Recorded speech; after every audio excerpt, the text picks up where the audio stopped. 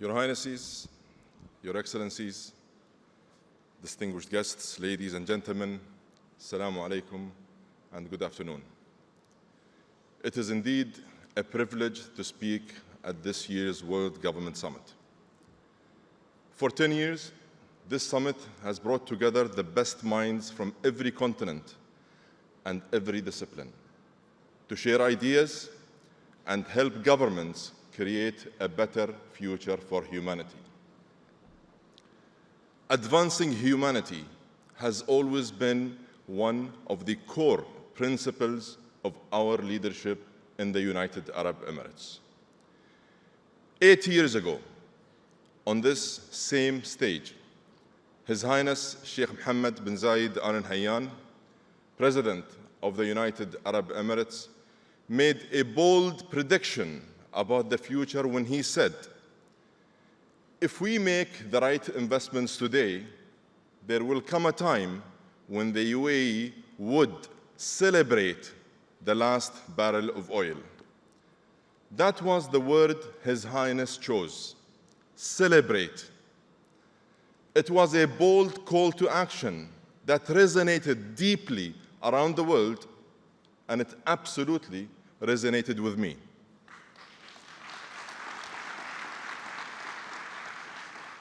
The UAE has always made progress by getting ahead of the future.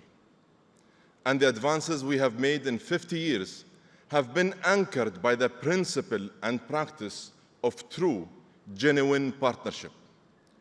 We have been blessed with a leadership that invested the wealth of the nation in the health of the nation, balanced economic growth with environmental responsibility, and put climate action at the heart of our development agenda. We are proud to be the host country of the International Renewable Energy Agency.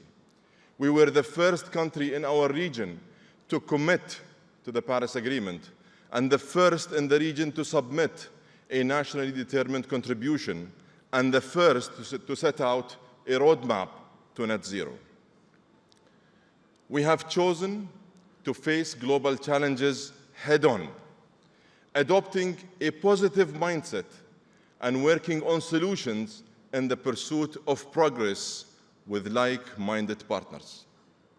It is this mindset that we will bring as hosts of COP28. The UAE approaches this task with humility, a clear sense of responsibility, and a great sense of urgency. COP28 will have special significance as it marks the first global stocktake, a comprehensive assessment of progress against the goals and objectives of the Paris Climate Agreement. And we don't need to wait for the stocktake to find out what it will actually say. We already know that we are way off track. The world is playing catch-up when it comes to holding global temperatures down to 1.5 degrees.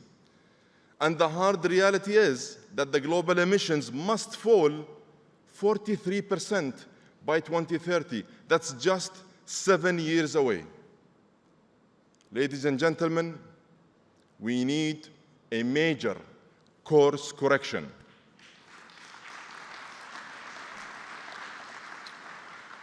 The current approaches we have been using come from a different era, a completely different era. Some are no longer even fit for purpose. And we need to accelerate action at a time of continued economic uncertainty, geopolitical tensions, and pressure on energy security.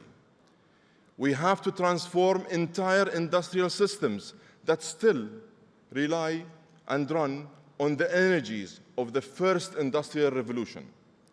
In short, we need to shift from incremental steps to transformational progress across mitigation, adaptation, finance, and loss and damage.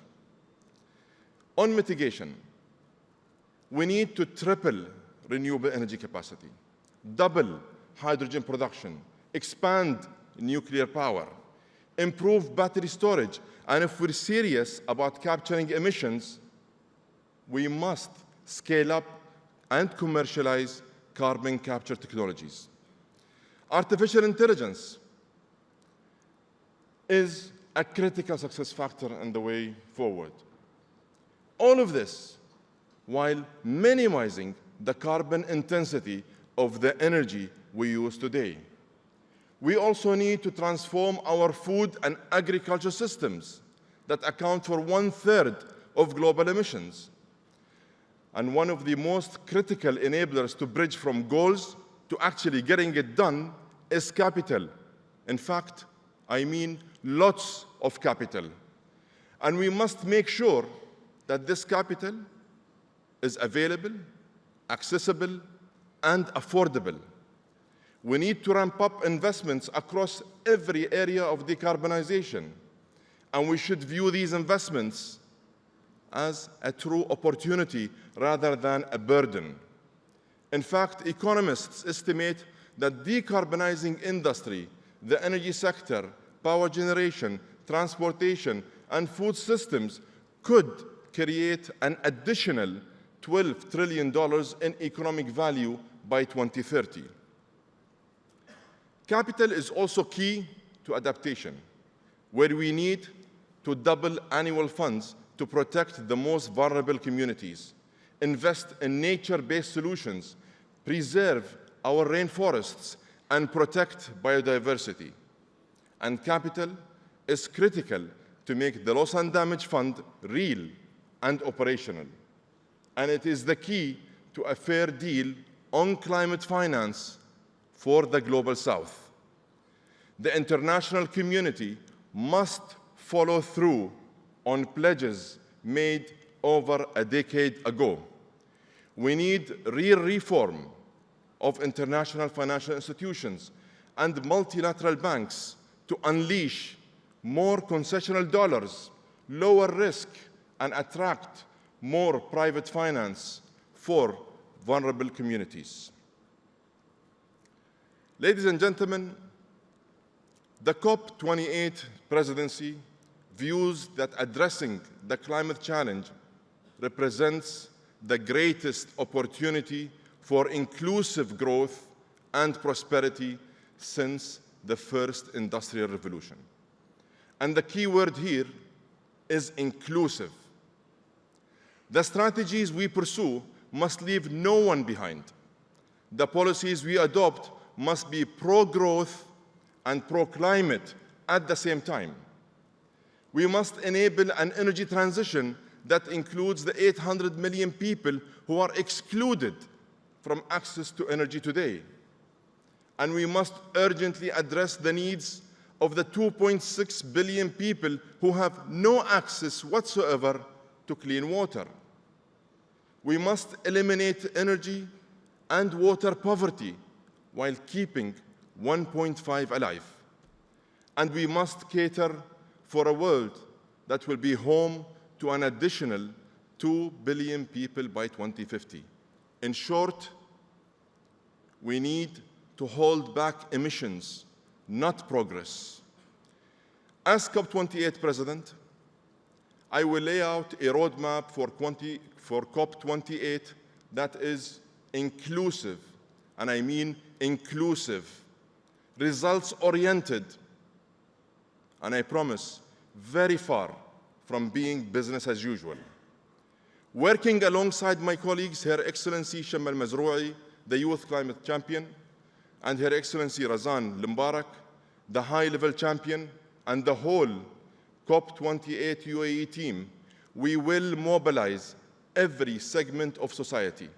We will capitalize on our experience and our network of partners to engage with governments, civil society, youth, and the financial community, and industry, and technology companies.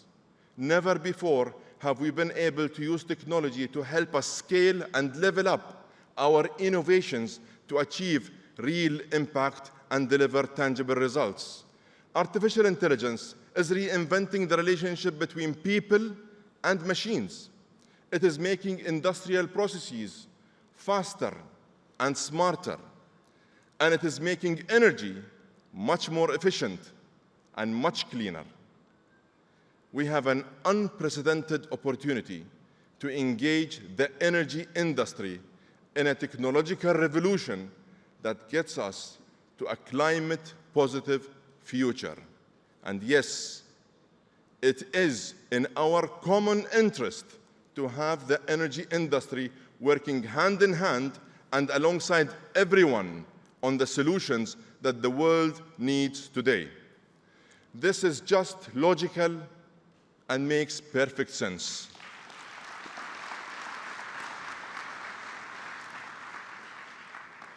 Ladies and gentlemen, the COP28 presidency team is listening to everyone and is engaging with everyone. Developed countries and the global south, the business community and civil society, academics and engineers, women and youth. And it is only through this inclusive, open, constructive, and positive engagement that we will be able to achieve the breakthroughs we collectively need.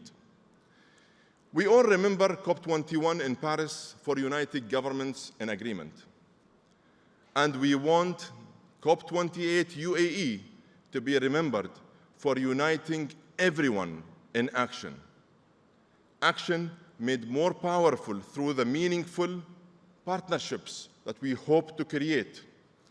Action that will make real transformational progress and deliver real and tangible results. Let's cooperate, collaborate, and share ideas. Let's unite in solidarity for the sake of humanity. Let's live up to the responsibility that we have been entrusted with. Ladies and gentlemen, climate change knows no boundaries. It affects us all.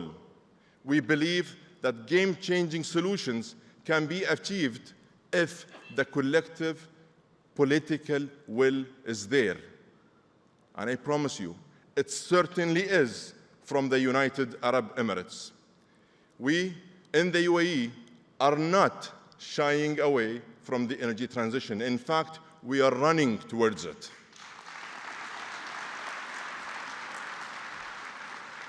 There are moments in history when humanity comes together to fight a common threat. Let's prove to ourselves that we can do it once again. Let's put our differences aside. Fight climate change, not each other. Let's stop deliberating and start focusing on delivery. And let's make COP28 a COP of unity, a COP of action, a COP for all, a COP that will shape a better future. Thank you very much.